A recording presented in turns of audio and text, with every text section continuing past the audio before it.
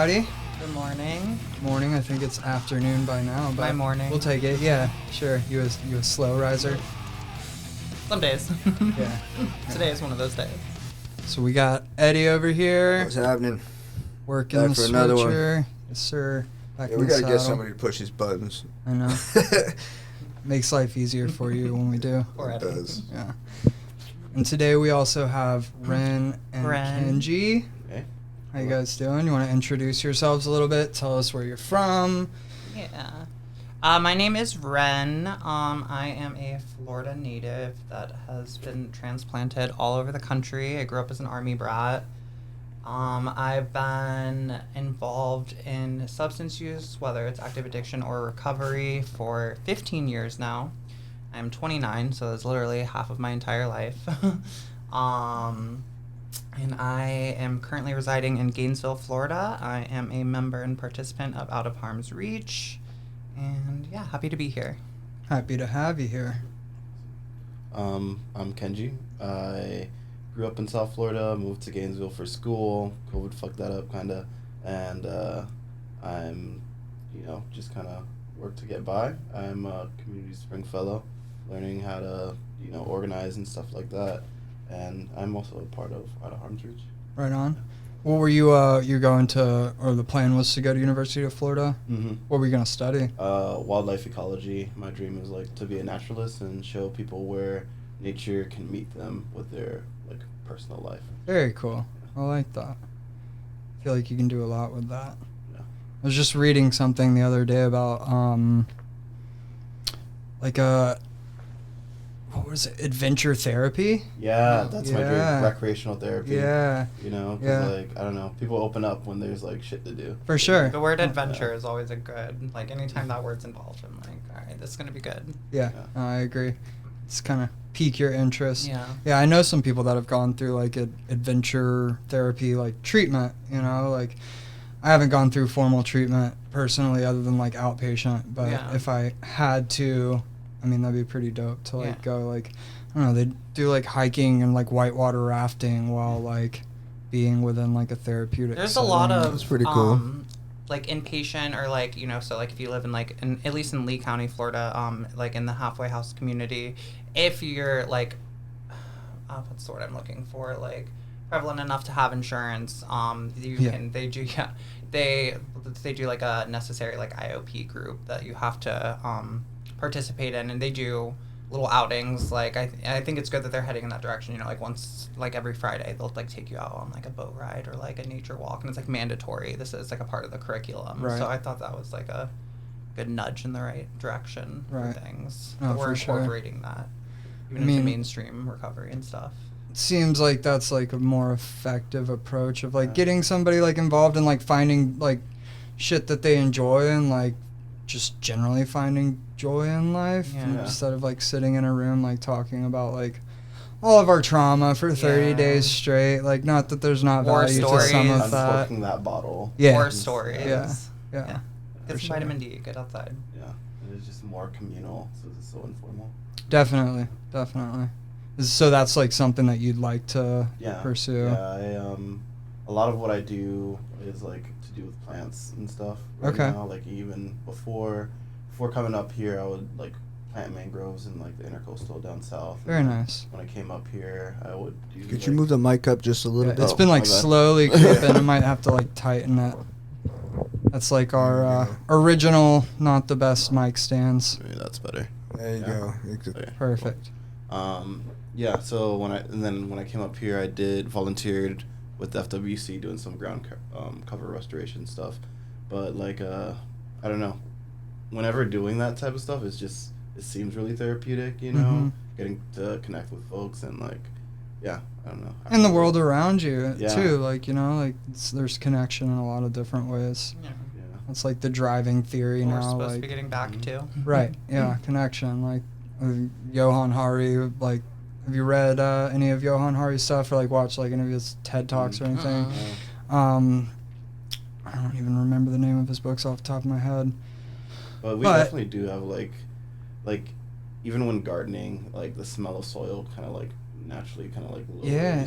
or whatever anxieties you got going. Yeah, it's grounding. Yeah. Yeah, for sure. But like his whole thing is like addiction is the opposite of connection. Absolutely. As opposed to like, connection you know, and community, yeah. I think. Addiction Yeah. is the opposite of. I For say you sure. can't like recover unless those are at least things that you're engaging in. Right. You need to anyways. Right. I'm sure maybe some people can recover without it, but I think that for the mass, you need those things. Yeah.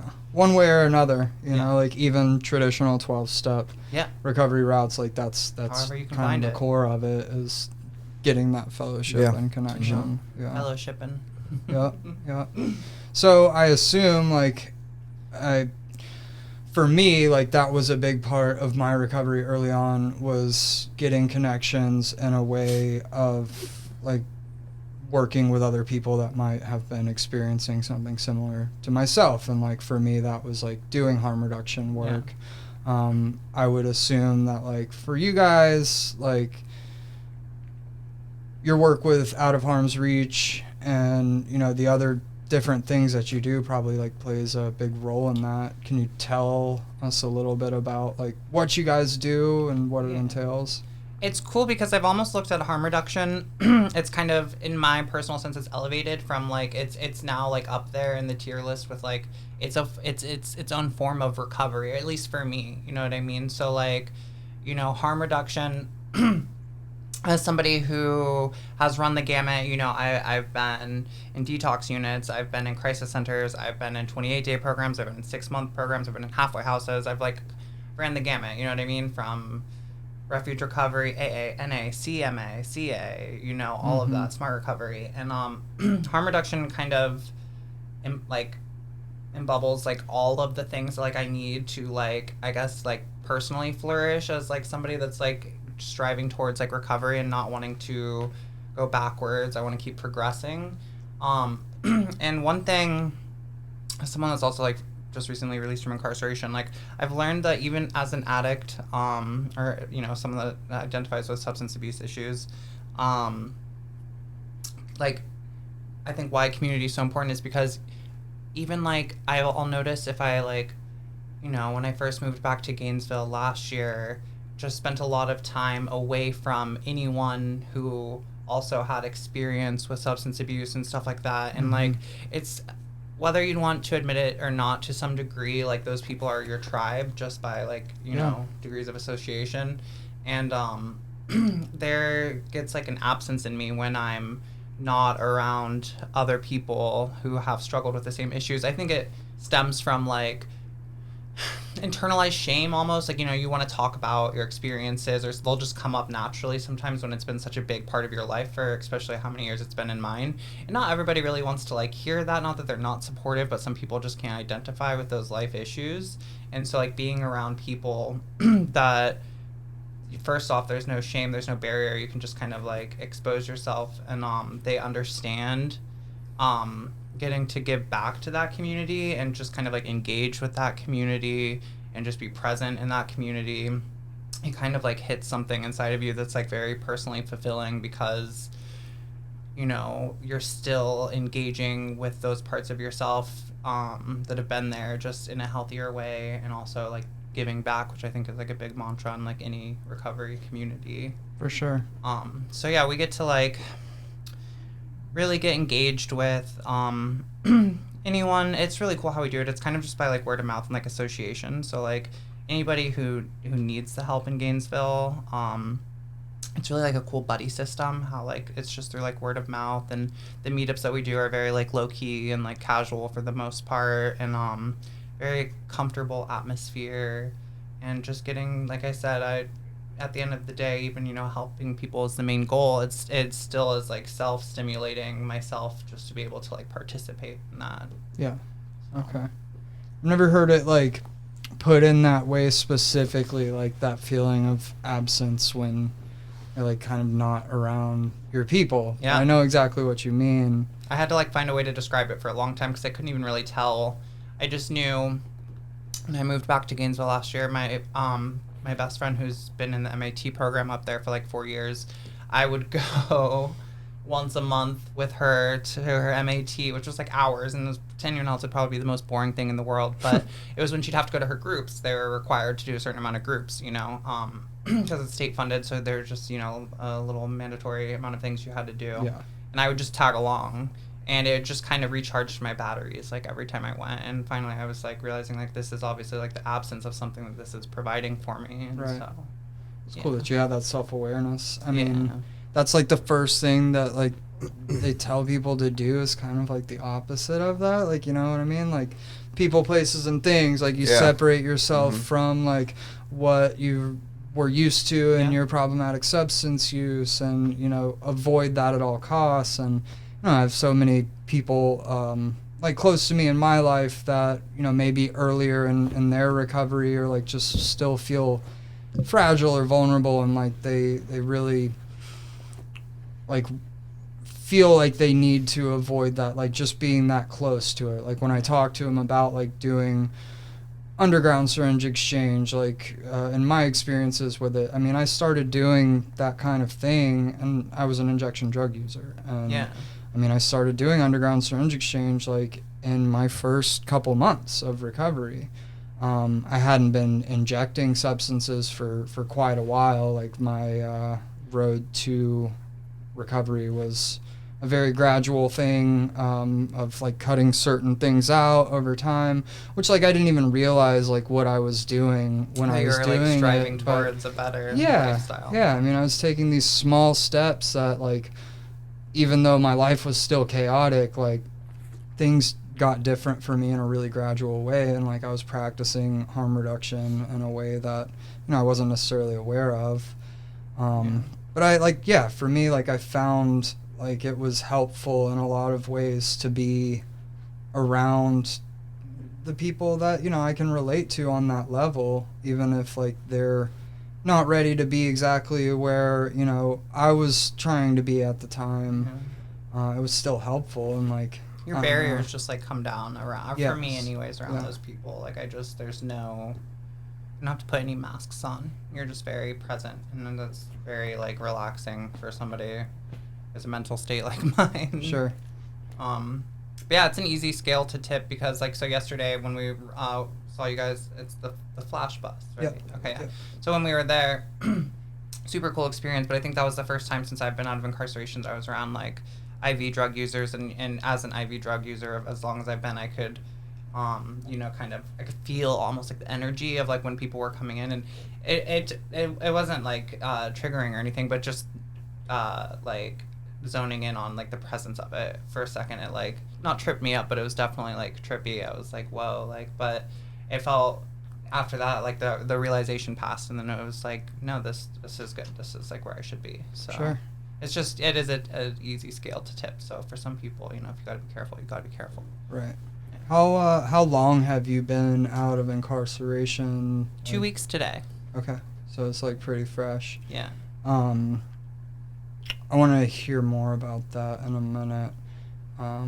But Kenji, like, are you in recovery from substance use? We haven't talked. Okay. No, I'm not in recovery from substance use. My connection to Out of Harm's Reach is kind of, like, stems to towards, like, my childhood. I used to live where my dad worked, and we lived next to a dope house. So Okay. my dad, he's Rastafarian, and part of Oh, right on. that is kind of, like, you know, taking care of community always. So For sure. he would always have, like, he's a mechanic, but he would always have, like, a bench outside his workshop for people to come sit down and give water, and, like, him just, like, sit and, like, talk to them, see what they need or whatever. That's dope. And, like, growing up, that's just kind of, like, what I did, skating around South Florida. Like, if I'm at a bus stop or some shit, I just, like, listen, you know? Yeah. And I just kind of, like, kept doing that throughout my life. And a lot of my friends ended up becoming, like, becoming, like, substance users. Okay. Yeah. And I do use substances from time to time, but my relationship with it is, like, different. Yeah. Like, even with, like, marijuana, since my dad's a Rastafarian, he, like, taught me to kind of use it more in, like, a spiritual way. Yep. So whenever I'm using substances, I'm just kind of, like, intentional about, like, what I'm doing. Yeah. Yeah, you got intention behind it, you know? I mean, there's a lot of, like, I don't know, the general perception of people who use drugs is like that anybody who uses drugs does so problematically, right? Like they're like, because nobody wants to talk about, like, there's most of the people who use drugs do not have a problem with it. Like people like myself and Eddie and Ren, like we're kind of in the minority, but like nobody knows that because nobody talks about like their drug use in an open way because of the stigma like attached to it. Yeah. Very Right, much It's so. not demonized, but it's like it's there because like we need it for one. You Mhm. know, like it wouldn't be there if there wasn't a reason. Or Right. also like the addicts that were self-medicating, and even though it was like in a very unhealthy manner, it, you know, there's so many people that like, you know, were having suicidal ideations or like, you know, just really undiagnosed like mental health issues that self-medicated with substances that wouldn't be here today if it wasn't for that period of time that like that kind of like really kept them hanging through. And I think it's a really brave thing to have something like that and like find your own method, whether it turns out later down the road being harmful or not, that it, you know, you put the work in yourself to like kind of keep yourself here. And, you know, I think that doesn't get touched on a lot either. No, definitely. I've said it before, like I 100% would not be alive today without opiates and Samesies. heroin. Like I had, I guess you could say have, but like it's really not something that impacts my life at this point. But at a time it was my life. It was like all I identified with. It's like a really rare chronic illness called trigeminal neuralgia. Like I have this like root canal, first cavity ever, and it caused like essentially nerve damage and like a cranial nerve. So my face, like the left side of my face, literally couldn't touch it. Like wind, like for 7 years, you know, every morning was spent like writhing on the bathroom floor and a lot of vomiting and pain. Ouch. Like it's a gnarly thing to deal with, and they call it the suicide disease. Like if you Google the suicide disease, like TN comes up, and that's for a reason. Like, you know, when I'd be on little like Facebook support groups and shit, and like every year, you know, there'd be a couple handfuls of people that, you know, were no longer there. Couldn't handle the pain. No, I mean it gets, and you don't see an end to it. Like I'm very fortunate to like not be experiencing the type of pain that I used to experience without like undergoing, you know, there's certain surgeries that people could do, but like the cause of my shit wasn't like something that qualified for the surgery. Like I got really lucky to like find specific things like a laser treatment, like therapy and acupuncture. I was gonna say acupuncture shit was that a like suggestion. that like actually worked for me. But yeah, it's a very difficult life experience to like have something that rules your life, whether that is pain or a mental health thing or whatever it is, and to not see any kind of end to it. I mean, It's very brave without to stay. opiates, Yeah. And on that end too, like I'm thankful for, like you were saying, like that opportunity to work through it. Like I'm glad like that substance use was like the issue for me. I mean, so many people have some fucked up predilections that they have to like work through themselves, or just like super small things that like they never really have to work through, you know. Like I mean, having a problem with substances, even though it can suck at the time and cause a lot of issues in your life, like it presents an opportunity. Whether you take it or not is a, you know, a different thing, but it presents an opportunity to like have some real growth. Absolutely. Like, and it's a life-threatening thing. You know, It makes you especially very at this humble. point. Right. Yeah. it's So very if you humble. don't do it, like you could die, and there's a lot of people who never experience like anything that's that life-threatening that they have to like deal with it immediately, and we just like go through life like not dealing with our shit. So in that way, like it's kind of a fortunate Absolutely. thing. Yeah. So your incarceration, was that the first time you were incarcerated? It was the first time that I had served longer than like a 24-hour period. How long did you serve? I was there for 7 months. Okay. Yeah. Do you mind if I ask you your charges? No. You don't have to. No. So, just like a little backstory. So, I was in Gainesville. You know, we had got Out of Harm's Reach started up. Things are going good. And, as we were, you know, discussing earlier, like MAT and stuff. I think that one of my biggest triggers, because, you know, I'm I'm a high school dropout, so my education with, like, the science of the brain and everything is not that extreme. But, the opiates, we do have an opioid receptor in our brain, and I know that, like, long-term drug use with opiates, getting off of them, it makes things really shifty in there. And I would put together, kind of like you were saying, like, bouts of clean time. In 2019, I had, like, a year, probably, like, 14 months clean, and then relapsed when COVID started, and then had a bad relapse in 2021 and came up to Gainesville. And so I was kind of just, like, thrust it on me. And I was definitely, like, white-knuckling it for, like, the majority of the time. I even, like, went out hunting a couple times and actually found some, like, pressed blues, which that probably was, like, the start of the end. But, so... Hunting for drugs. Opiates, I got you. yeah. Okay. And it's just crazy sometimes how it, like, literally just works out, because I just walked down my street and I found them, which was, like, bizarre to me. But, maybe everything for a reason, I don't know. But, so, I just literally, I get really intense cravings. And, like, I think for people who haven't struggled with substance abuse, when we say the words, like, cravings, like, I think some people have, like, a different idea. You think, like, craving for, like, a piece of pizza or, like, chocolate cake or something. But, like, drug cravings are, like... sensations, memories, like taste, smells. It's just like this whole sensual experience that, like, really gets overwhelming and, like, really harrowing after a while. And I was, like, white knuckling it really bad. And then one day I had my ex-boyfriend drive up from Fort Myers, Lee County, so it was like a 5-hour drive. And I literally left a fully furnished apartment. I left my job, my friend circle out of harm's reach. I left everything to go get high. And I got to Fort Myers, and when, I still had connections there, so, like, that's why we drove all the way back to Fort Myers. That's where my connections were. And, Gotcha. Fentanyl is such a dangerous drug, because if you have had any bout of clean time and you go to relapse, especially if you're an IV drug user, I even knew better than that, you know what I mean? The like, percentage of, like, death being a possibility when you're using after a bout of clean time is... I don't know what the statistics are, but I'm sure it's like blah blah blah. I'm sure astronomically large. And so I picked up, I was driving on a suspended license, and picked up, and I did like the babyish shot. Like, I literally threw just some crumbs in there and did the whole ritual. Of a blue? It was fentanyl, just straight fentanyl. Okay. Mm-hmm. The blues I found in Gainesville like a week or two, and then slowly, because they were pressed, they weren't enough anymore, and next thing I remember is I'm awake, and I'm waking up in the emergency room, and they, like, cut my shirt off, and I'm hooked up to a ventilator, I believe they're called. My lungs were, like, operating at, like, 12% capacity, they said. And I was Narcaned 6 times, and so I basically ended up getting charged with possession of fentanyl, possession of cocaine, possession of a syringe, so a paraphernalia charge. I got a DUI, and a DUI with bodily injury, which that was never really explained to me. I guess I didn't hurt someone, so I really don't understand.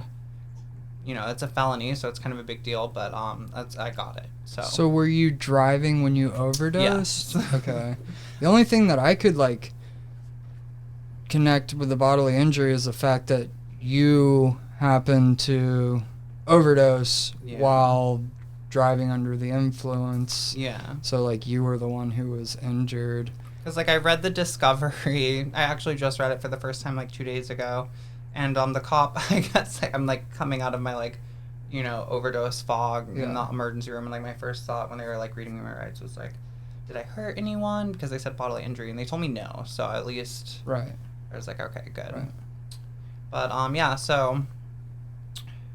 a little funny thing. So, like, I'm, like, in the emergency room. And for anyone out there, like, if you have never experienced Narcan, it makes you really, like, loopy. I don't know if it's from, like, the drug still in your system or the Narcan or what, but, like, you're just your head is, like, pounding, and, like, you're just very, like in a fog when you, like, come to. Very foggy, mushy, yeah. And I thought that the cops were there just to, like, check up on me. I was like, cool, what nice cops. Right. Yeah, you don't assume that you're about to get, like, fucking incarcerated for 7 months from an overdose. Yeah. Like, and I've overdosed that sounds horrible, but, like, I've had Narcan probably used on me, like, 20 to 30 times. So, and some, that could be, like, 6 administered doses and, like, 1 overdose. But, so, like, it's happened so many times where I've just been, released from the hospital and been discharged without charges. So I think that was just where my mind was at. But they took me outside and did a sobriety test, and I like failed horribly, and then took me to jail. And that was an easy stay because I literally feel like the Narcan or the fentanyl was not all out of my system because I just fell asleep as soon as they like booked me, and got bonded out at 3 a.m. downtown. No t-shirt because they cut my shirt off in the hospital, and no cell phone because my phone was in the car that I had overdosed in. So I had to sleep behind a dumpster for that night. It was very scary. My mom found me somehow. It was wild. She found me like 6 in the morning. Were you in Fort Myers Fort at Myers, this point? Lee County. And then I couldn't go back to Gainesville because now I couldn't leave the county. I had to be there for all this court stuff, which was still over Zoom. So I thought it was a little silly that like I couldn't go back to Gainesville, but they told me no. And they kept putting continuances on my court dates. That went on for quite a while. The legal system is so tricky because like my public defender kept telling me I didn't need to be in the Zoom calls for a lot of these court dates, and so then like 1 month I like tried to go to rehab, got discharged. This guy was like being really transphobic, and like I like kind of like freaked out on him, and so they like kicked me out, which was crazy. I didn't touch him, but and I had missed a court date when all of that was going on, and so then they put warrants out for me. And I was like, I thought I didn't have to be at these court, these Zoom calls. So that was really weird. So then they like reversed that, gave me another court date, and offered me probation. I don't know if it was much as an offer as like you're gonna take this. Yeah. And even though my history of people, I feel like everyone in my life has been on probation. I always thought I was like very like #blessed that it never happened to me until recently. Because it's just a revolving door of money and violating, and so they put me on that, and I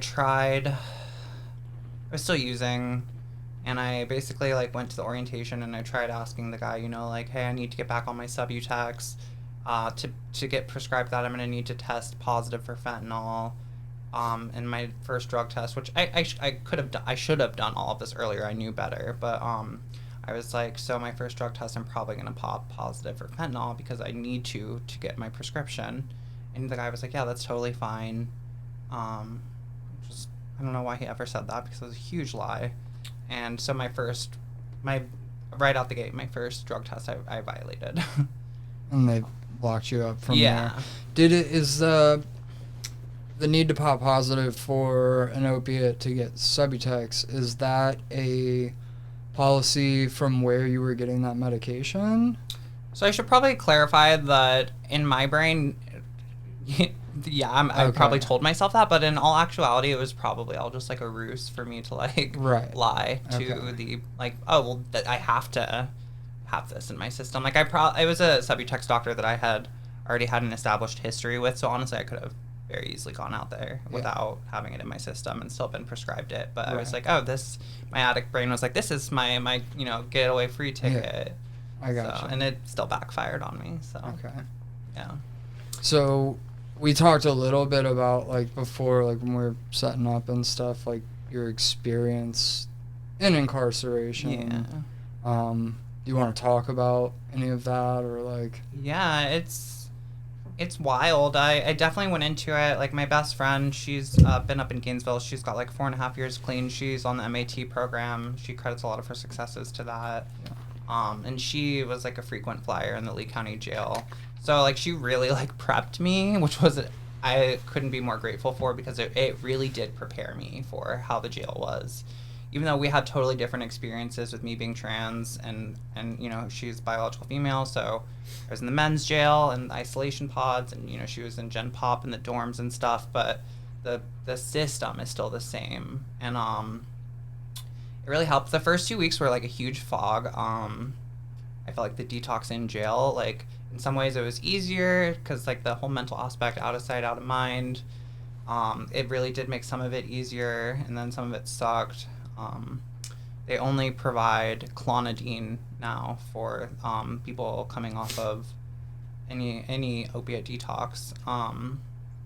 Which, for any listeners that like don't know or whatever, like It's a blood pressure medication, and I mean, like, for opiate withdrawal, for fentanyl withdrawal, I mean, it's a comfort medication, but at the end of the day, like, it doesn't do shit. Like, take like 6, you can maybe fall asleep, but you're Right. not gonna get that in jail. Right. But I mean, I was like all for it in jail. Yeah, give it to me. Anything. They gave me that and Gatorade. Huh. But it was like powdered Gatorade. It was really gross, and it was like a shot of it. But yeah, so the first 2 weeks were a blur, and at the end of those 2 weeks, I actually found out there was like fentanyl in our cell block, which, I mean, I'll just be honest, like, I did partake, but like it kind of helped with my like detox process in a weird way, because I was like at the end of detoxing, and it just gave me like 2 days of just like relief, and then to like be able to like tunnel through the rest of it. Right. But yeah, just the culture in jail, especially the drug culture. I was near the intake part of the jail, so a lot of people,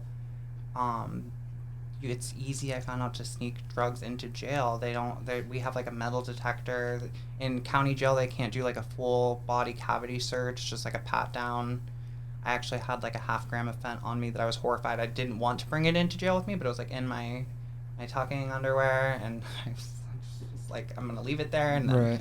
you know, I just couldn't find anything else. So yeah, I got that in, and there are people getting stuff in, and there's a whole system in there where, you know, the trustees, the jail workers, will go from intake cells to the main jails, and there's like a whole hierarchy. It's crazy. And just the people struggling with substance abuse in all different forms. I saw so many overdoses. I saw 2 people died from their overdoses. They put the jail on lockdown. It was crazy. I've seen inmates bring people back from overdoses without alerting the COs. So literally, they're just like beating the shit out of people, and it actually worked. I'm not promoting that by any means, but like it's not gonna work every time. But if if I was somebody's grateful that it Right. did when you're in this like high stress environment of like you're watching this guy who's like purple and like blue lips, and then like you're like, I'm not gonna alert this because I'm not trying to be a snitch, but like why'd you put me in this position anyways? But yeah, that, and then we were talking earlier about Molly. That's a huge thing right now, and I'm someone that has a very like psychology's like piqued my interest for a really long time. So just like seeing the psychological state of people, this Molly stuff, whatever's being sold under the name of Molly right now, it's really messing people up. Just like really long psychoses that don't seem to be going away. And actually watched an inmate get murdered who was having a reaction to, he had been up for a couple days, and he was being a little physically violent. He was provoking the officers, but I mean, they literally murdered this guy. I watched it happen. The officers did? Yeah, I watched it happen across from my cell block. He was restrained, and they took him out of the restraints. He was in a wheelchair. They tried to dump him into the cell, and he kind of got up and like lunged towards them, and it was like as soon as he lunged, they ran in there. And it's really heartbreaking because you could just hear him saying like, yo, these officers are trying to kill me, like someone help me. And we're just all watching, and my cell was literally across from his, and yeah, they beat the shit out of that guy until he died, and carried him out, had like a bag over his face, but it was mesh, and he was like bleeding out of the mouth, and his eyes were wide open. And they tried saying that they had like agents come in, crime scene investigation. It was like a whole ordeal. And it's like really not a safe environment. So I felt really bad because I didn't give a police statement, a police report, because I just didn't want that, any kind of retaliation. Yeah, I just don't trust the officers in there. But why would you? Yeah, they tried saying that when it got to the news that he died of complications of a fentanyl overdose. Interesting. Yeah, so that was wild. That's like you saw that with my brain's blanking on names Trayvon? today. No, fucking kneeling on the neck. George Floyd. Yeah, George That's what Floyd. I meant. Everybody wanted to fucking attribute that to like. That he had fentanyl in his yeah, system. fentanyl in his system. Like that's not how anybody dies from a drug overdose. We like sat there, like the entire country sat there and watched the guy fucking kneeling on his neck for like 12 minutes or some shit. Like, but we want to like. Society loves to just like look at the drug user, like that was on him, And that's exactly what happened. So that was really heartbreaking. just the culture in there in general. It's wild. Like they have implemented stuff now where they really want to turn you into snitches. So like if you snitch on somebody that has, they have like a whole hierarchy system too. It's like you get $100 in your canteen account if it's fentanyl, methamphetamines, or cocaine. You only get $25 if it's marijuana. But like, so you have to snitch on these people in the little message system to the officers, and they have even like now added to where you can mark it as an invisible message. So because other inmates can find out your passwords and stuff and get into your shit, and so that way you know you can get a little protection. But yeah, so if you snitch on them, you get $100, and they find the drugs. They have to actually make a catch. You get $100 in your canteen account. So that was wild. Jail Crime Stoppers. Oh yeah, it was through Crime Stoppers. It was. No way. Yeah, so that was wild, and like you'd see people, who'd be high and just like paranoid, and they'd be like, "This person is snitching," like da da da da da. It was wild. It was a really smart way for the officers to turn the inmates against each other, because you know that's the last thing they'd want is all of the inmates, you know, on the same side. Even just the possibility of like that just adds another component of like, I don't know what the word would be, like general distrust among each other. Like somebody like actually has like a family member or friend like put shit on their account, or like they get one of the care packages, and then now everybody's going to be looking at like, oh they did, this dude. Yeah, like I'd be nervous to get anything. Yeah. I got caught with marijuana and a lighter in there, and I wouldn't snitch, but so a funny way that they like the inmates have like made this little system is they'll like, so if you get caught with something and they come and shake down, which is like the search team is called the shakedown team, and they just like destroy your cell. If they take you away and shake down your room and they bring you back and they only shake down your room, the inmates would think that, okay, this person snitched because they're not going to any other person's room right now, so they obviously have the information that they need. Whereas, like, if you didn't snitch, and this is all, like, theoretical, but, like, if you didn't snitch, they would continue shaking down the entire cell block until, like, they found what they were looking for. So then inmates would be like, oh, you just got shook down, but no one else did. Like, like, what'd you tell them to, like... Right. So it was wild, because, yeah, that would happen sometimes, and, like, like, I didn't snitch, but they'd still, you'd be labeled a snitch for a couple days. That went around the jail like crazy, you know, there's periods where so many people were a snitch. I'm sure, like, the COs were aware of that, too, and, like, if they wanted to, like, fuck with somebody, which is something that they do, like, they'll just go and, like, single that person out and then, like, leave the rest of it to assumptions that everybody else are going to make, because they know they will. That was wild. I'm still reacclimating to, like, outside world, and 7 months is not that long, you know, so, like, I feel for people that have been institutionalized because they've just been incarcerated for so long at this point, because 7 months was long enough for me where, you know, like, I'm still getting residuals of just, like still being out. But jail has, luckily, you know, like, the harm reduction umbrella is so broad, and I think, you know, like, reform with jails and just helping inmates and stuff like that, it fits under our umbrella, and it's definitely added a whole nother aspect that I want to really participate in, especially like jail literature and stuff like that. You know, there's just the COs, the guards, the cops, they just really don't care, so it's really up to like the community and like people that have been incarcerated to like to know what's going on inside the jails to be able to like provide what the inmates need, because they're just not going to get it anywhere else. Right. No, definitely. So, and a lot of them, if you know, you're blessed if you have a support network, someone to talk to, someone that can donate books and stuff like that, because a lot of people, it's the only way that you're going to get certain stuff like that. And if you don't have that, if you don't have a family member or a friend or a loved one that can provide that, you're just SOL. So it's really sad. Which is probably the majority of people incarcerated in their case. It's fucked up, like, the justice system as a whole, like, hearing that, like, I mean, that's your personal experience, and, like, that's obviously, like, you went through a lot of shit in there, and probably some, like, different stuff than most people have to go through. Yeah, we didn't even touch on the trans stuff, so we don't that's a whole nother conversation. I mean, like, being in isolation for 7 months in itself, like, that's, I can't imagine, like, I've had participants, like I was telling you, that were in isolation for, like, a month because of COVID, and, like, they'd be going crazy with it, you know?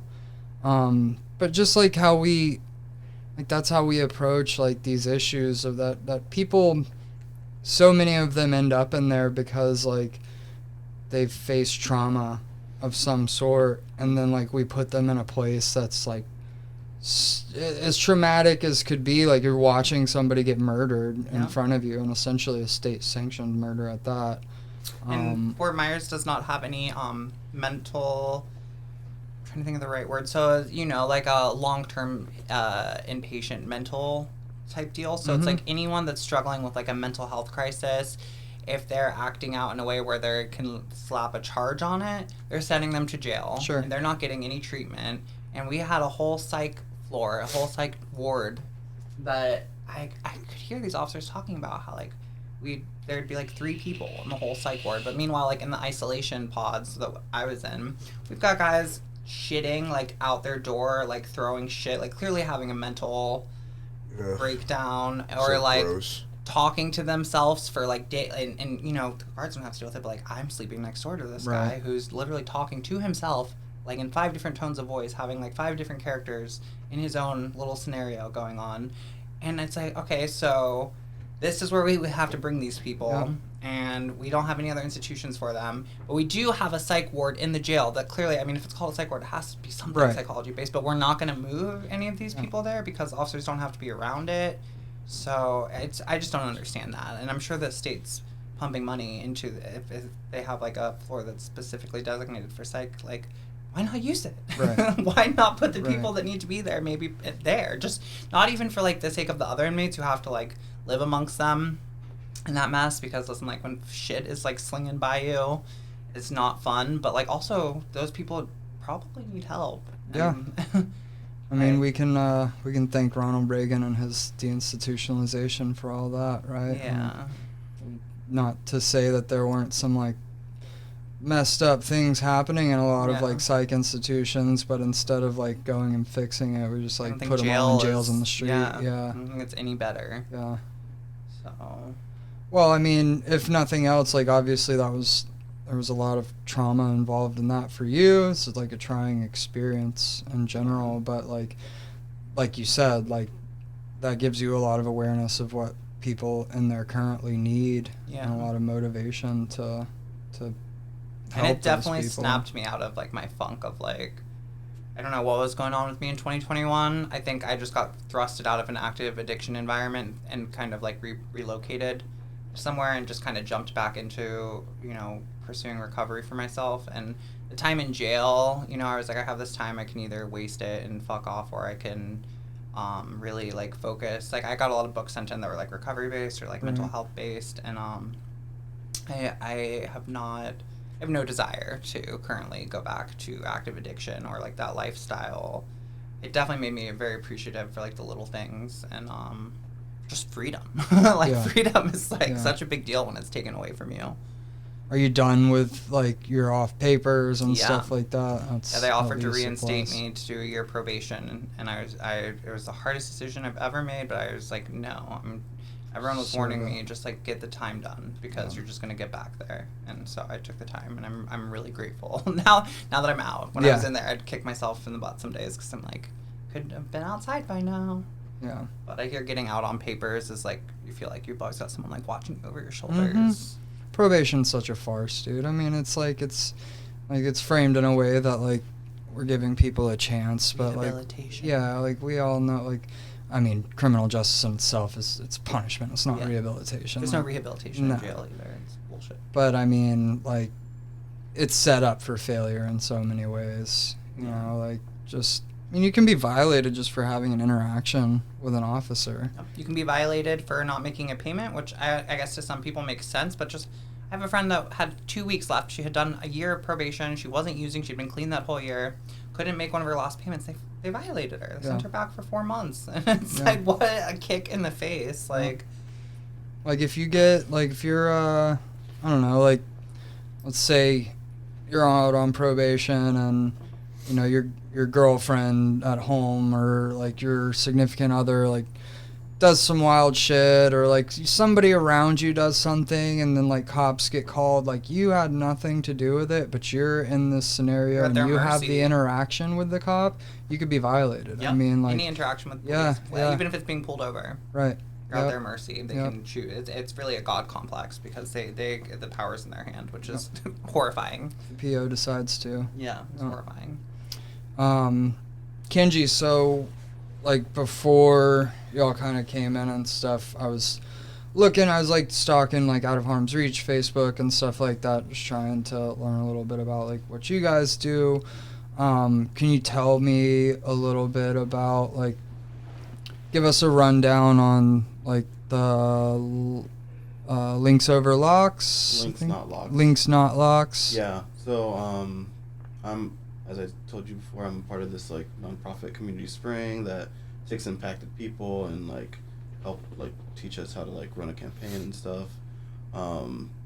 And part of that for our fellowship is Links Not Locks. It kind of explores the intersection between mental health and incarceration and like more towards like diversion away from incarceration and like giving people resources and like community so that doesn't happen.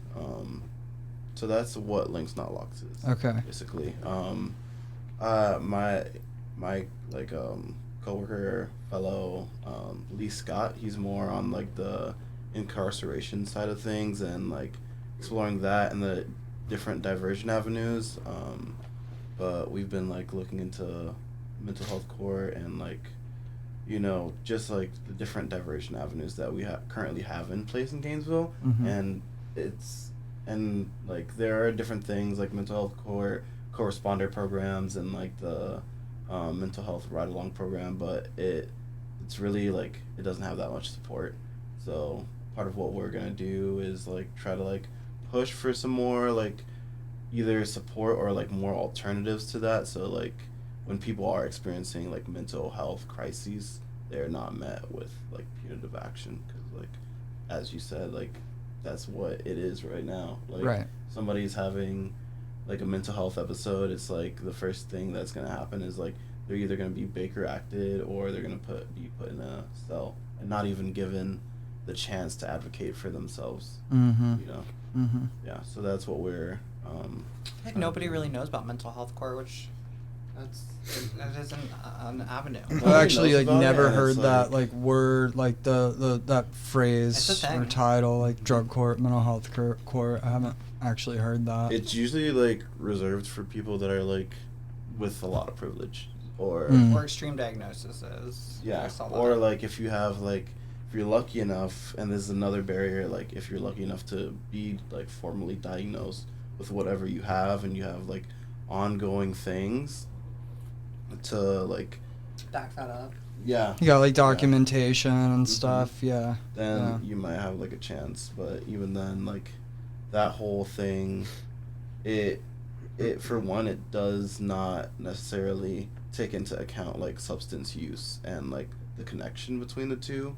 So like you might be getting help for like whatever like mental thing you got going on, but like maybe not necessarily like substance use. Okay. Yeah. Word Okay. addiction's not like covered in that like Yeah. area. Yeah, they separate that. Yeah. Yeah, when it should be like a cohesive thing. Right. Dual built into- diagnosis. Right. Yeah. Yeah. There's a lot of weird like linguistic things like behavioral health and then like mental health and like the what separates the two and it seems like that stuff doesn't matter, but when it comes to funding, like it Yeah. matters. Or incarceration. Yeah, right, It matters for that right. too. Yeah. So that's the other part of our approach is to like kind of like teach people how to advocate for themselves more and like get people connected to resources so they can get like diagnosis or like help or like just community support before it gets to that point. Okay. Yeah. So is it like peer based, peer led kind of thing? I want to explore that. I Okay. really want to explore that. Community Spring has explored like peer support groups in the past through Just Income, and it's gone like several different ways. So I kind of like really want to know how y'all at Rebel Recovery do that. Right so on. I get a good example. Cool. Yeah. Okay. Yeah, no, for sure. That's our bread and butter is peer support and harm reduction. Yeah, Yeah. I feel like it's the most important thing. A friend of mine that like was there for me like last year when I like a whole bunch of shit happened. I had like a car accident and was like homeless for a little bit,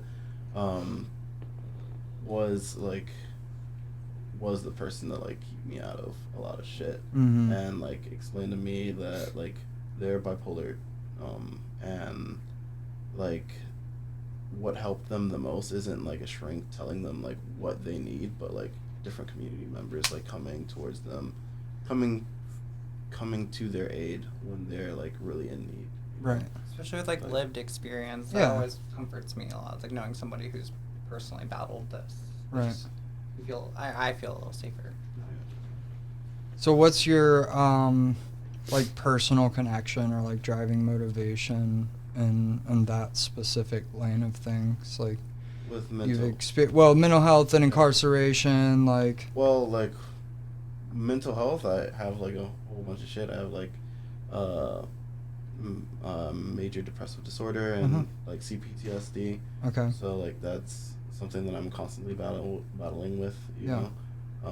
And then with like incarceration, I have like a brother that I basically never met, you know, because he just got caught in the wrong place at the wrong time. You know, he was hanging out with some friends at like a convenience store, and they ended up like sticking up the convenience store, and he didn't know what was going on, and he just stayed there, and he was just like, I had nothing to do with this, so I'm not gonna run and look guilty. And they ended up locking him up for like mostly all of his life.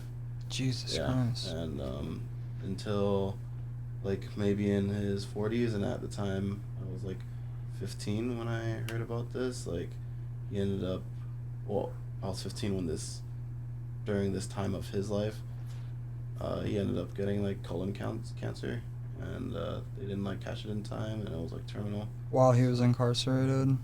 So he just like ended up like basically, and I don't want to say losing all of his life, because from what I heard, he did a lot of rad shit in there. He converted to Islam, and I think that's also part of the reason they kept him in there a bit longer, and just kind of like did the same thing of like harm reduction for other people, like listening to people and like guiding them. But like ultimately, like since you're treated so inhumanely fucking in prison, that like he ended up dying of colon cancer, like handcuffed to a fucking bed rail. So, jeez. yeah, that's my connection with it. It's just like there's so many different fucking reasons they can lock you up for no fucking reason, you know.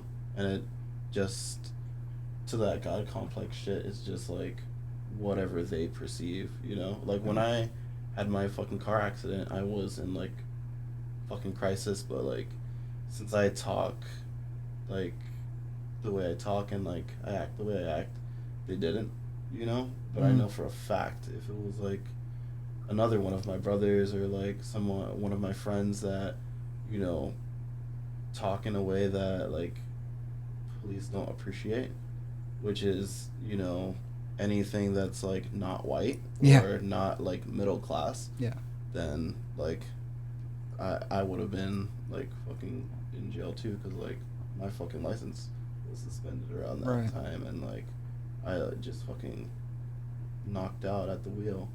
They could have just went anyway with it, you know? Jeez. Yeah, no, I could have easily gone a different way. I mean, I've heard that story, like somebody being like involved, like not even involved but present with like people that did something like an armed robbery or something like that, and then they didn't know what was happening, and then they get wrapped up in it too. Like that's unfortunately like a pretty common story that I've heard, and like ruins people's lives, you know. Like obviously like took away your brother's life in a lot of different ways. I mean, like you said, like he had some opportunities to like have growth and help people, which, you know, is cool. And I wish we got to hear more of those stories, because they're really, from my experience, like so many inmates really do. There's so many like personal accomplishments and so much like stuff that, like in jail systems, that you can see like inmates like or incarcerated folks like going through the like their like personal little like merit badges that like they don't really get to share with anyone because like the jail culture, it's like talking like openly sometimes like about like silly stuff like to them it's silly stuff like that, it's like not the cool thing or like other than that you just have COs and stuff, but really like it's a whole world and ecosystem in there, and like people there is so much that like you can get like a sense of accomplishment out of in there. I wish we got to hear more stories about stuff like that. Right. I mean, because it's a separated and walled off world, like we don't get to, and then those accomplishments and like all the shit that people do like don't get to be like shared with the world, not just in the fact that like especially if they pass away before it, they're released, which is just like horrible. Like who knows like how many people there are that could have like and still could like bring a lot to society with like the progress and the different things that they're doing and have done in incarceration, but it's kept in there along with them.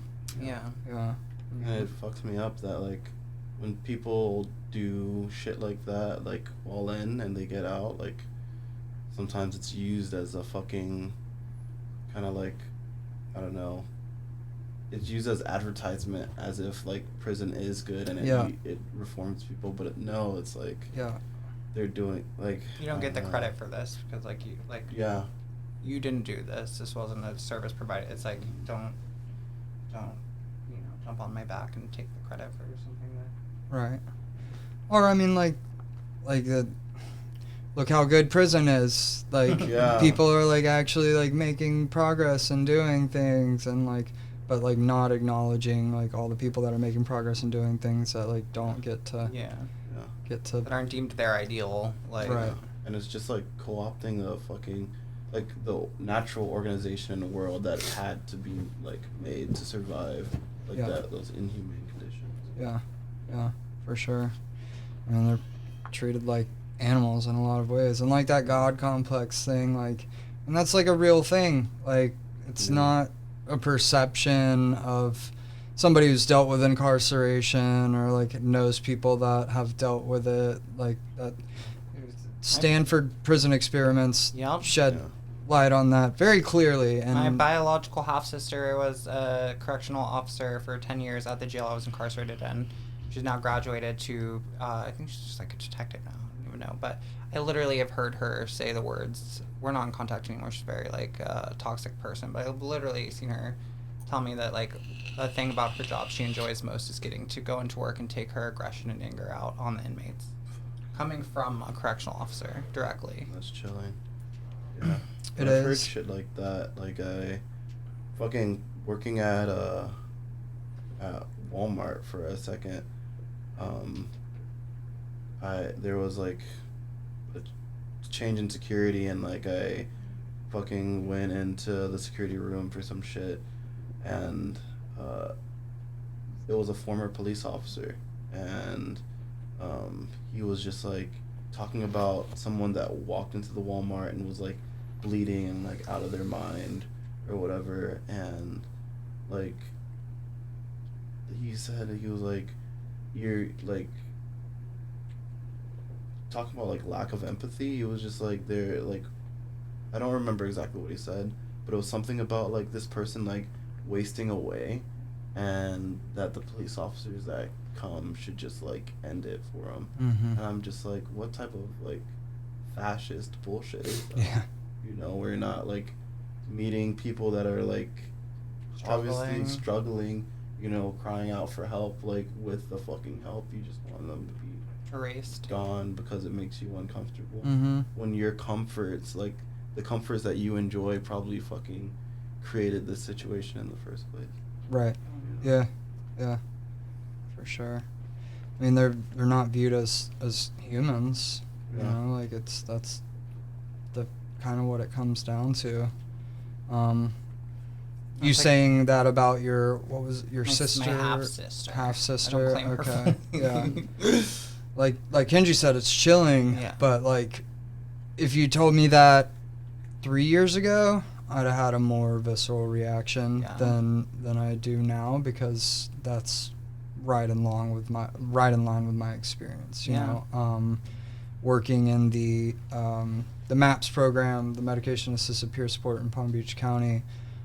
So Palm Beach County, you know, like for Florida County, like there are some things that like we're getting to do that like it's pretty cool that like we as an agency and like other agencies in the county get to do, and like people are getting bup in jail now, like they're getting buprenorphine, even like outside of the MAPS program, like if you go in there and you're withdrawing, like it may take a couple days, like they don't tend to be that quick with it usually, but they're giving subs to people now, which is pretty cool. Yeah.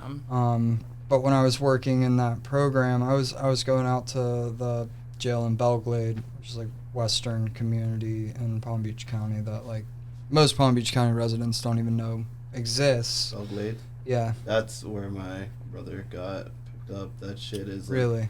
over policed and Yep.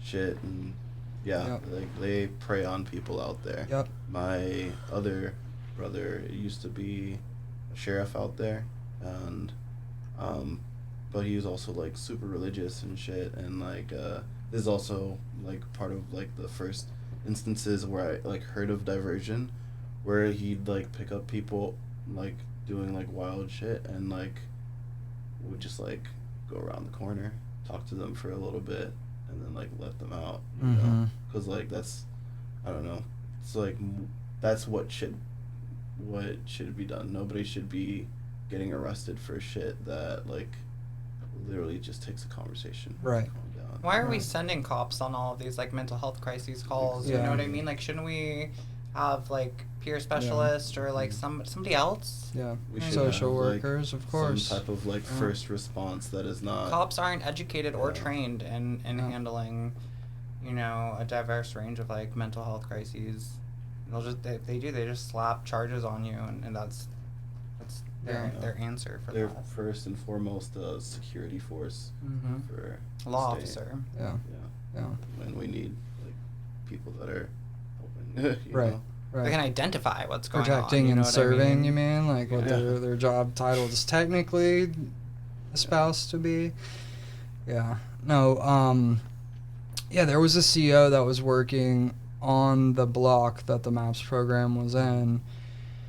And man, like she like that was her deal. Like she'd come in the mornings and like she had no like qualms of like making it known, like no like problem with, like she didn't try to hide it. Like she'd come in and in the morning and be like, you know, I've had a bad night, like my boyfriend or husband or whatever is like really pissing me off, you know, these are my words, but like Yeah. the gist of what she's saying, and Yeah.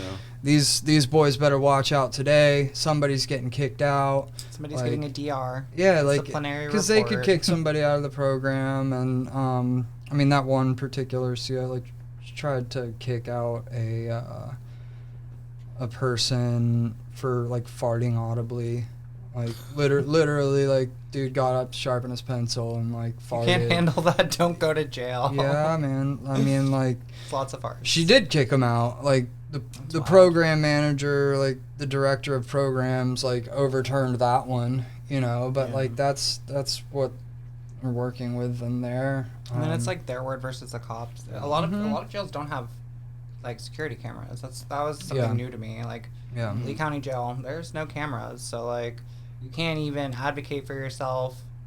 It's just word of mouth. There's no proof of anything. And there No it's oversight whatsoever. and they are off the rip 100% of the time going to take the CO's word over the inmates. Of It's course. just how it is. Yeah.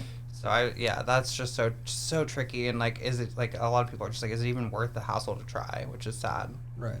It's always fucking insane to me that it's like self-governed, Basically. self-governed. There's no oversight whatsoever. Yeah. Yeah. And that goes for, I mean, for like prisons, for-profit prisons and stuff. I mean, like all of the politics in there, like, you know, the racial politics and all of that stuff, like that's intentional. Yeah. Like, I mean, I've heard former CO officers, like in interviews, like talk about it. They're like, we, in their perceptions, like we have to have that. Like that's the way that we keep everybody like at segregated. Yeah. They do that. I mean, those politics are designed, and I mean, like, it's carried out by the individuals incarcerated. But like at the end of the day, like, if shit wasn't like that, like if everybody was in solidarity with each other, Yeah. then it would be like a prison riot. Yeah, or like, I mean, who knows? But like that's the percent. Like it has to be like that. Yeah, because a whole lot of reform needs to be going on in that world. Sad. And there's a lot of talk about like prison reform and criminal justice reform, and like there is like progress made in theory, and like things are passed that like are for reform, but then like you see in practice, like we have to remember these systems are not set up to help us or for us to succeed in. These systems were put in place, you know, years and years and years ago to do exactly what they're doing. And you know, at the end of the day, as much as they can say that they want reform, they don't want to change the system. It's a huge money market, and it's bigger than ever. Yeah. I mean, it's legalized slavery. Yeah. I mean, they're like that verbiage in the 14th Amendment. 13. Yeah, the 13th. Yeah. Where it basically, like, I mean, you might know the verbiage better than I, but like it's an amendment, the entire thing. Unless exactly. This is like slavery is like against the law, but with that tag. And like part of the reason my brother and like a lot of other people, my fellow, he told me about this too, like if you're like a part of those like work camps and shit, or like I don't know exactly how it works, but like if you're deemed to be like a good worker, they'll like try to like add some time to your shit, you know. Add time, not take away time. To keep you as the word. Wow. Yeah. Keep you. Wow. Yeah. Holy shit. You're also not supposed to talk about like your release date when it's coming close to, because you know the power's out of your hand and situations could just be put in your way when it's getting close for that release date to like have a situation occur that is going to alter that release date. Right. It's wild. And those people get paid like cents on the dollar for per hour, you know, literally cents. I mean, you can't even call it being paid. Once you get out, you owe money. You want that same job, because like that's what they say. Right. They're like, oh, we're doing this, so like you know you have something that you can do like afterwards, right? But like once you get out, like while you're on probation or whatever, like that'll be a part of like the job you're going to after you like get out of the office. Maybe there's like a truck waiting for you out there. But after you're like completely, you know, free of the system, they won't hire you. Right. And it's just like because then they have to pay you a living wage, or like they can't get that labor for cents. Yeah. No, the entire system is set up in that way for sure. But like we were talking about like before we got started, you know, like I get there's a lot of like internal conflict of like having to work within a system that's so corrupt. Yeah. But if you don't, then like what's the alternative to, you know? So like you're damned if you do or you're damned if you don't. But like maybe we're a little less damned, or the people that we get to work with are a little less damned if we do. Yeah. You know? Yeah. It's all about like pushing that needle. Yeah. Even if it's by a couple centimeters, but that's a lot of this work. That's what it is like working within the system of like that's already set about, you know, making changes where you can, or affecting individuals' lives where you can, which can go a long way for sure. Yeah. So before we wrap up, I want to like go into because Nancy brought tacos for us. Nancy. I want to just like, as much as you're comfortable like talking about it, Kenji, I want to like hear about some of like your experience in your drug use and the way that you go about it, like whatever substances, whatever those experiences are, and like the intentions behind it, because I think like those are the things that like we want to talk about. Yeah. And then Ren, like maybe like, you know, what your recovery is looking like, and you know what your plans are moving forward. Like to hear about both of those things. Take it away, Kenji. So like I just kind of, I don't know, I like to research drugs, if that makes any sense. Same. And like see like what they do, and like well, to give more context, I'm like an herbalist, So like just like herbs and their effects kind of, that's a big interest of mine.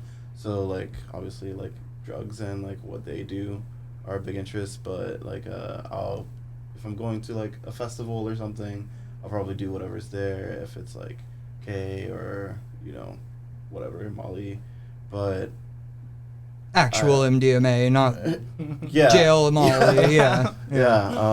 But like I make sure to like, I don't know, coming to Gainesville, I was like, okay, I'm gonna be like a young college student, so if I'm going to do anything, I kind of have to like treat it like a sport. So I always have like Pedialyte on me, like some friends around me to check in with, and like I'm always like, I've always been scared. Like I grew up really poor, right? So like I already grew up with like without a lot of shit. So I've always been scared to like, and I grew up around like next to a dope house. So like I've seen like people that are like college professors like be like on the street and homeless. Right.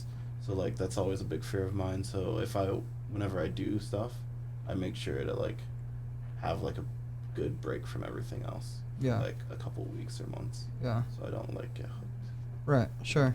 You're mindful about your substance use and like, making sure that you do it safely, which is like a ideal way of going about it. And it's like good to have like, I mean, with the climate these days, like the way drugs are today is very different than the way drugs are back in like decades ago when people just kind of took them freely, and there was a lot of like, like I was a big like, before I ever did drugs, like I was really like into like the hippie and the beat movements and stuff like that. Like I wanted to like experience that. Like psychedelics was like, I always had a draw to that.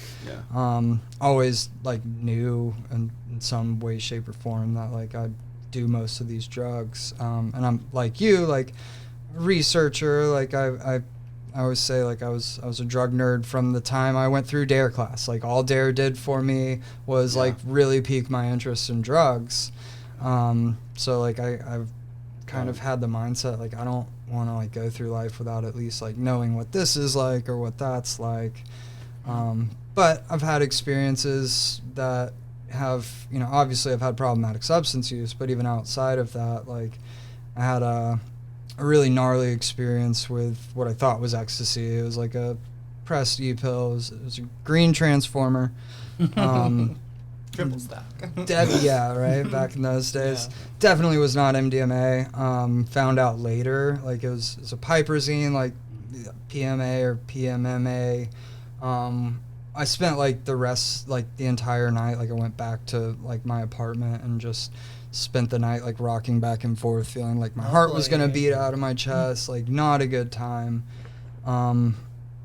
After that experience, I never took like another ecstasy pill or like anything like along those lines without like using reagent testing, like and making sure like I knew what I had. Like it was weird, like the way my substance use when it came to like opiates and like the things that were more problematic for me, like I didn't have that awareness. But like with psychedelics and like MDMA, like I always like the party or festival drugs, like I just always like I feel like there's always this like, I don't know, there's this like fiction or like myth that like you're gonna be like taking the brown acid, I think is like the thing, like you're gonna be like completely fried if you do psychedelics, and it's like not the right stuff. I've like encountered that too.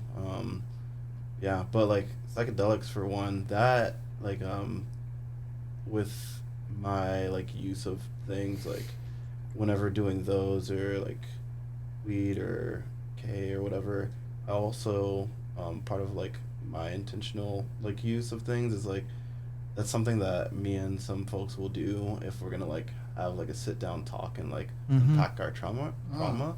It just like, for one, a lot of these things they already get you in like a very like open space, and when you have trauma it's kind of like hard to open up sometimes, you know, and it's like putting intention behind it. Okay, especially like for one, when you're doing that, it feels like you have like a good cry already, and you're just like prepped to like share and like really listen to people. It's pretty good. Yeah, no, for sure. I mean, that's why MDMA works. That's why, like, they're projecting right now, like 2023, next year, it'll be approved for therapeutic use for PTSD because of like the MAPS. They just finished like phase 3 trials. Like, the shit works. Like, you can like, I mean, it's like years of trauma therapy when you can actually like sit down with another person and unpack that and have that like cushion. Yeah. Because I mean, so many people, like, they did a lot of work with like war veterans who, like, to even come close to facing like or talking about their trauma, like just the physical reactions of the PTSD, like they can't even get to that place. But like while under the influence of MDMA, like it kind of takes that away, and they can, like, it's not that it might not still be difficult. They can but, unpack like, it though. Yeah. Take a lot of steps forward. And that's what's weird about like drug policy in general. Like, we're kind of exactly where we were like 3 or 4 decades ago. Yeah. You know, like MDMA was like not illegal. Like, psychologists, therapists were using it regularly, and then the DEA came in with like a sweeping emergency. Like, they didn't even like make it illegal in like the normal like way that drugs are made Like illegal. extradited It was like it. an emergency act, and overnight like MDMA became illegal, and therapists were still like using it and getting it like from where they were getting it before, but now underground, and they found it effective, and then eventually that stopped, and now we're back to it, and Yeah. because it worked. But there's like just because people found out it was fun, and then Yeah. took it at raves, Yeah. and now like this is market destroying wasn't- your yeah. children's lives, so like we're gonna make it illegal now. Yeah, but that Yeah. also like comes to the other part, like whenever like for me, like with my ADHD, right? Mhm. Like taking Adderall, I guess, is like a big part of like what I use. But like to that point, it doesn't work when it's like when it's just that drug, you know. And like if we How do you mean? like for my Adderall, Yeah. I feel like if you don't have some type of like cognitive behavioral therapy behind it, Okay. where you're talking through like what you want to focus on, or like what like the other things that ADHD like has, like the other symptoms, and like how it affects your life, it's like not as effective and can Right. be like more detrimental. I could see like, that not for good sure. with some type of like guidance, you know. Yeah. No, that was that. Yeah, I haven't exactly thought of it in that way, but I would agree. Like, that was a big thing for me. Like, when I was in high school, I was put on an IEP, like an individualized education plan. Really because like my teachers wouldn't follow a 504, which is like a step below an IEP. And like I had a lot of like internalized stigma because that technically put me under like a branch of special education. I was in like AP and honors classes, but like I was technically, because I had an IEP, like, and that whole thing was like my IEP was like if I didn't turn something in, because I'd like do something and then just like forget to turn it in or like forget to do it. Like my teacher had to tell me, and then initially like email my parents, and then I had till the next day to turn it in, and then eventually like got to like they just had to tell me. And I got a second set of books because like I always like left a book at school or at home or something, and like that was it. But another part of it was like I had to like have appointments with like a therapist and somebody like to find coping skills, and realize also the way that ADHD affected me in ways that like go beyond concentration, you know, like a lot like executive function stuff, like time management, my perception of time in general. Absolutely. Like a lot of that stuff, like people don't connect to ADHD, and you learn more about like how that actually affects you, and that it is like an organic thing in your brain, and that you're gonna have differences, and to deal with that, like just the tiniest things. Like for me, like I learned like I don't take my shoes off when I get home until I'm done. Yeah. with like things, because I gotta like trick my brain. Like if I take my shoes off when I get home, I feel like I'm done, and then like I can't like do whatever back else into I that- have to that do. process. Yeah, like just tiny little things that seem like simple or menial, like, and that's just an example, but like finding those coping skills were huge for me. Like I came off the IEP like my junior year and graduated with honors when I was failing classes like in 8th grade and freshman year. I think like I haven't thought about it that way because the medication like helps me out a lot, but there is and was like a lot more to that too. Yeah. For sure. Yeah, and I feel like with other drugs, like, and other like different diversities, Mhm. you know, like that ends up happening with people that get diagnosed for nothing, but then like self-medicate and trying to like just make things okay. Yeah. You know, like Yeah. between like manic episodes and suicide ideation. Right. Yeah. Yeah, I There's- self-medicated a lot with caffeine. Like anytime I'm unmedicated, like I yeah. way overdo the caffeine. Like just like not intentionally or thinking of it. It's just something that happens. Yeah. Me personally, I just kind of like, I have like inattentive ADHD, so I like, Same. my brain's like going, Mm-hmm. but then I'm like, oh, I know I can't do this, so I'm just gonna like shut down, chill out, so Right. like, and like vibe, and then there's like a cycle of like shame attached to that, you know, Yeah. which eventually leads to like doing other stuff to make yourself feel good. Right. For sure. Yeah. For sure. And you get stuck in that like I should be doing this, but like I can't. And like Yeah. analysis paralysis is like a big thing for me that like I struggle with like on a regular basis. But yeah, a lot of those things help a lot for sure. Right on. I mean, like it's cool that like I love talking to people who like have like, you know, they use drugs like quote unquote normal people, but like nobody like no normal people who use drugs really like share about it because of that perception Stigmas. that yeah. Yeah.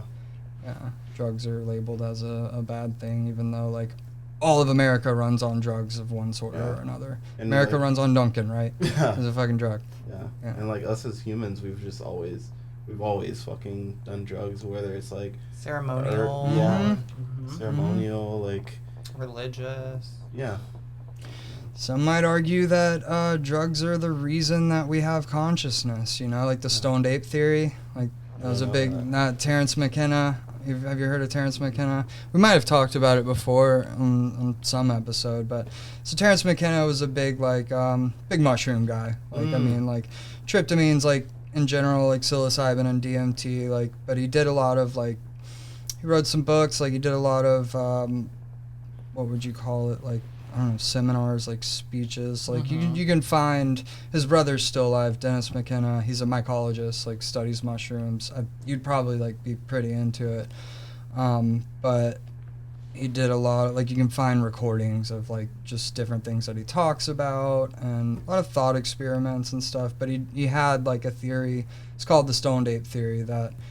Like the specifics of like when the ice age kind of like started to end and like what's now humans like moved more to like grasslands and stuff and you know eating whatever was around and came upon these mushrooms that contain psilocybin, which like gave like way to thought and Yeah. and language and it sounds crazy, but then you do mushrooms and you're like yeah, I could see that. I could see myself being an ape like a couple of million years ago and like now like even thinking that language could be a thing, you know? Because you think of consciousness, like, you know, they say like animals and stuff, they're like present in the moment all the time.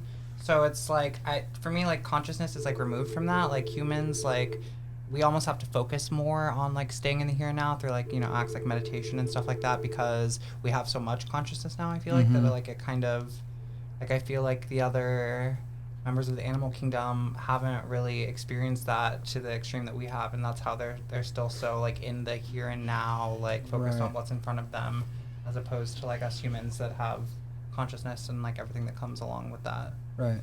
No, for sure. And we have it so good that like I think that I genuinely believe like that's a big source of like our anxiety as like a society. Like we're not worrying about like running away from predators or finding our next meal. Like naturally, like we should be worrying about something. So like where does that energy get put to? Like we don't have anything to put it to, and it just expresses itself as anxiety. Yeah. We have higher levels of anxiety than countries that are struggling with those things, you know. Yeah. It's a interesting like thing to think about. Like we got it so good The and we're fucking disconnection miserable. Yeah. Everything. Yeah. Yeah. All right. So, Ren, where you at now? Like, what's your plan? What's your view on, you know, like, what do you think? So like, kind of like what Kenji touched on. So like, I definitely got into drugs from like the like scientific point of view too, of just like wanting to explore things. And I don't see a problem with people that can recreationally use drugs. There are a lot of drugs that I cannot recreationally use because I go off on benders and tangents, and they mess up your teeth and your self-esteem and your mental health and all those great things. But I'm not here to put down anybody that does partake, especially like we touched on, like, you know, self-medicating, and especially if people don't have resources for other like ways around that. That's, you know, if they're comfortable doing what they do, like no judgment from me. But I definitely cannot touch opiates other than MAT, prescribed medications, which I am about to embark on.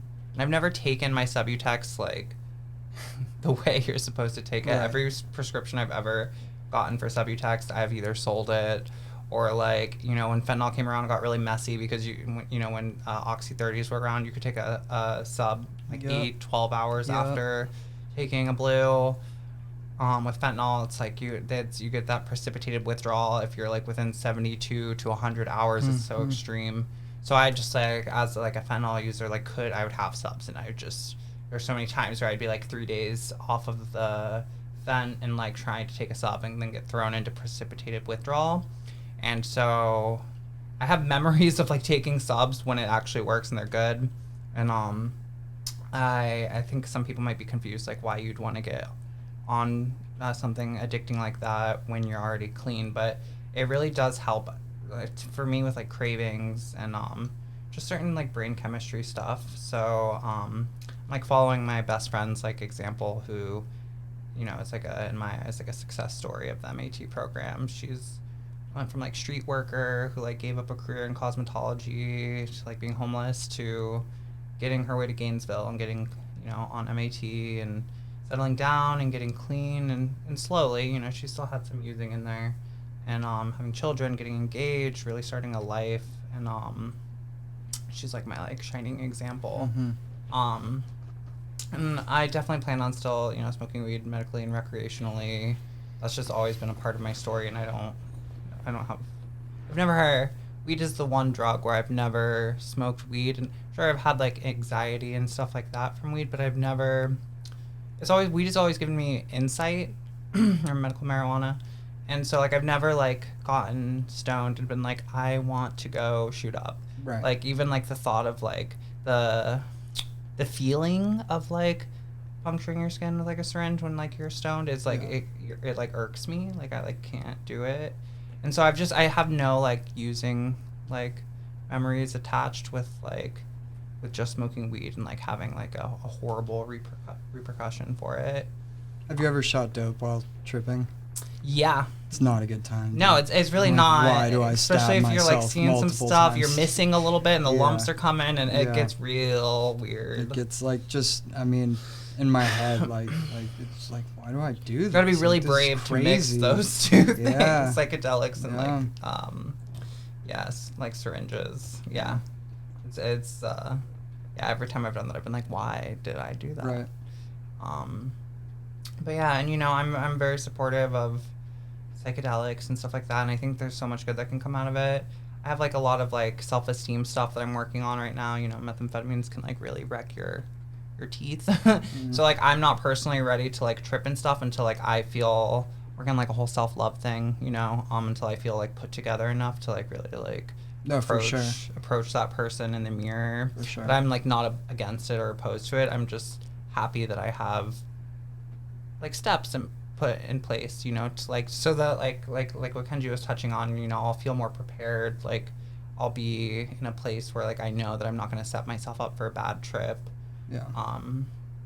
Yeah, and it's crazy getting out of jail. Your body's so sensitive. So like alcohol, I've been really, really proud of myself. Like I drank a couple nights when I got out, and then I had my first like real hangover, and I was like, well, this is effing for the birds.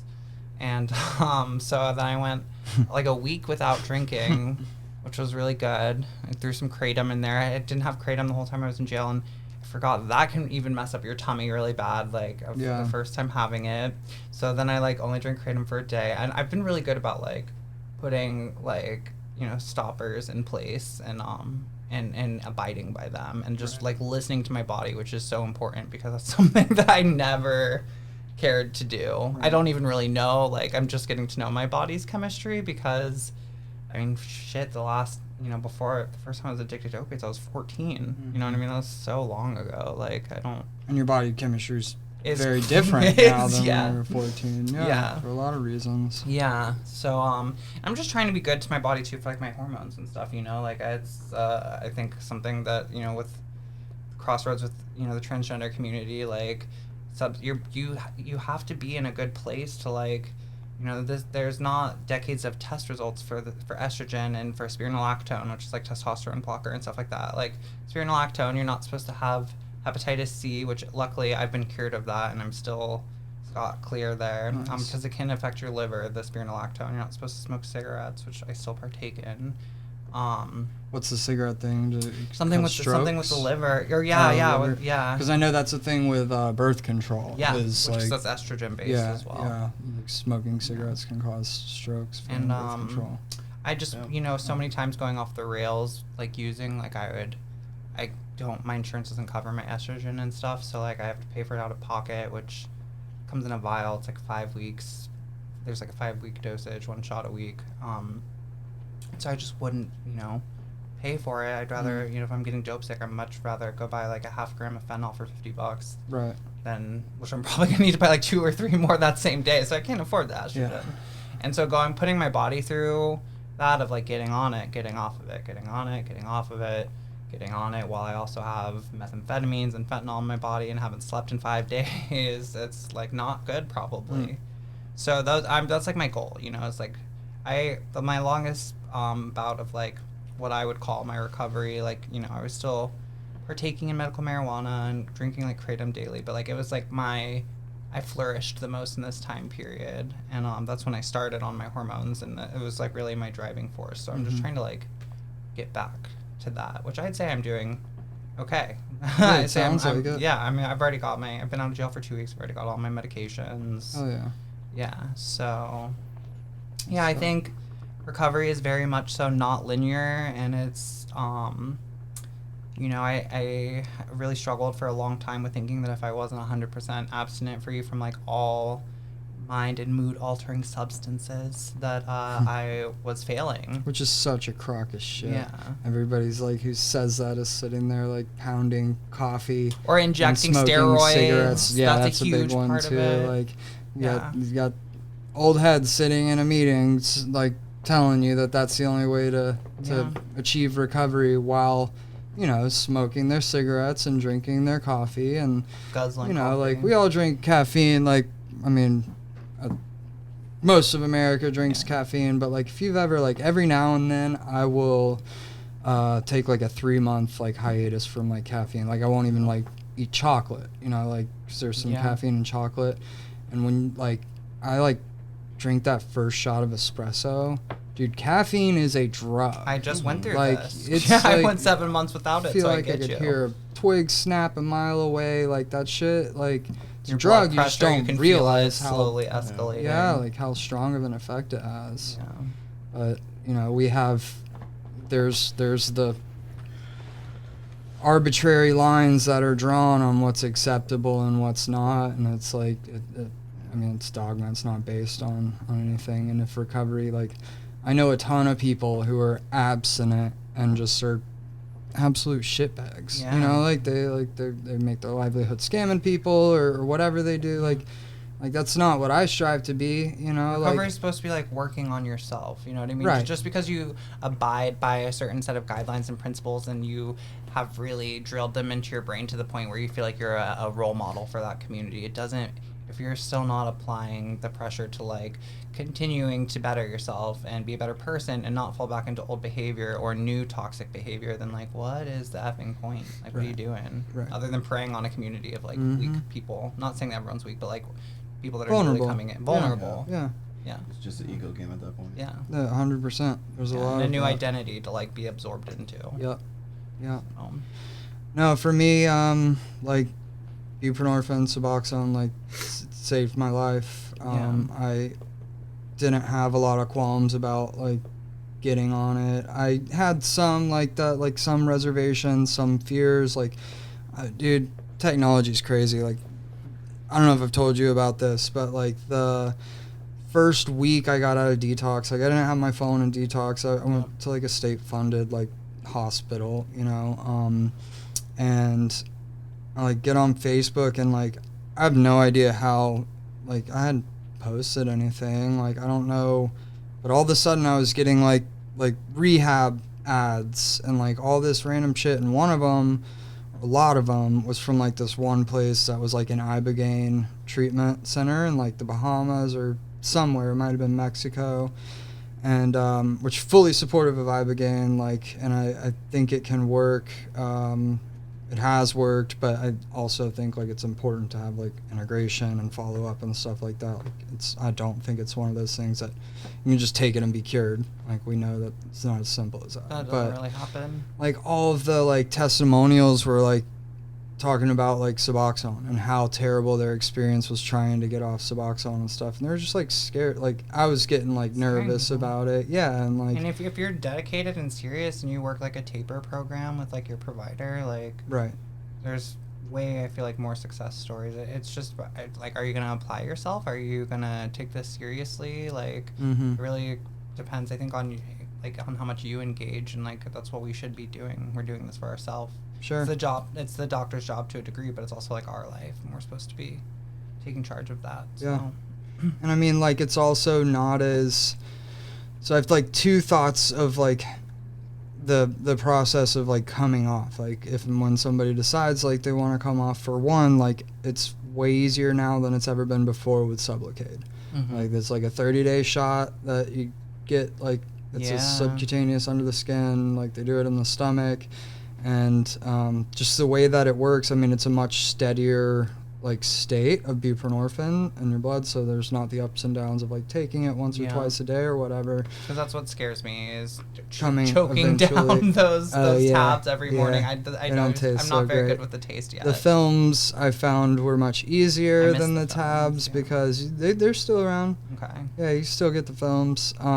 They dissolve quicker. I mean, the tabs for me, like, sometimes, like, especially if I had a dry chalky. mouth, like, would So take chalky. 45 minutes to dissolve.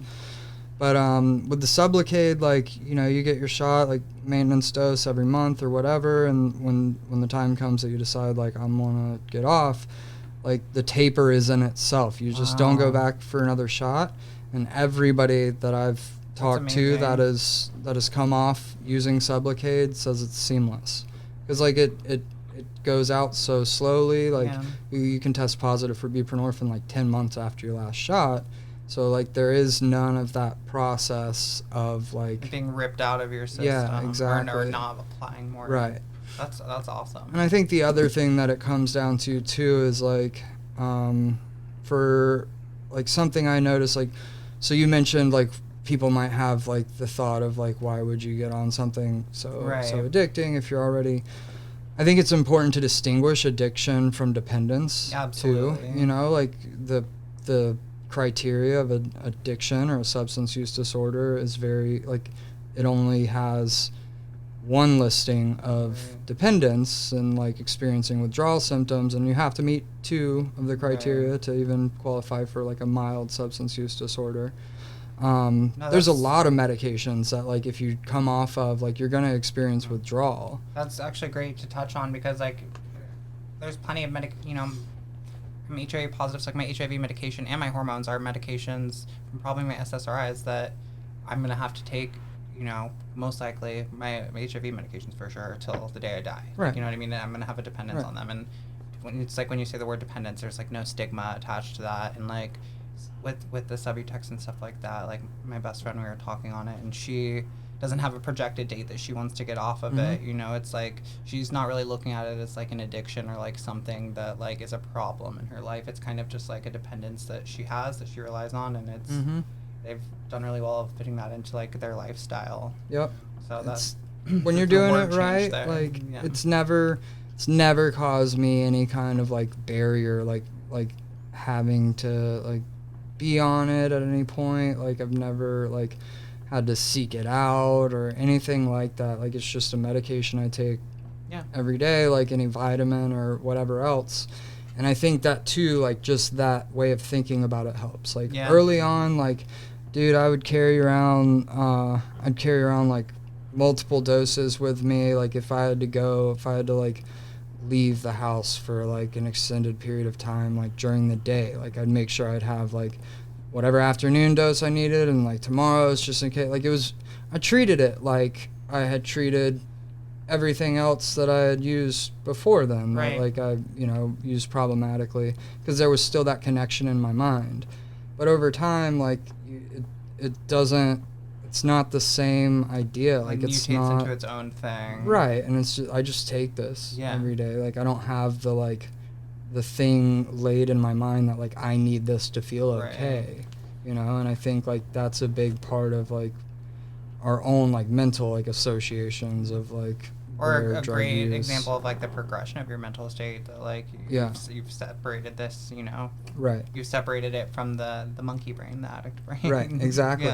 Exactly.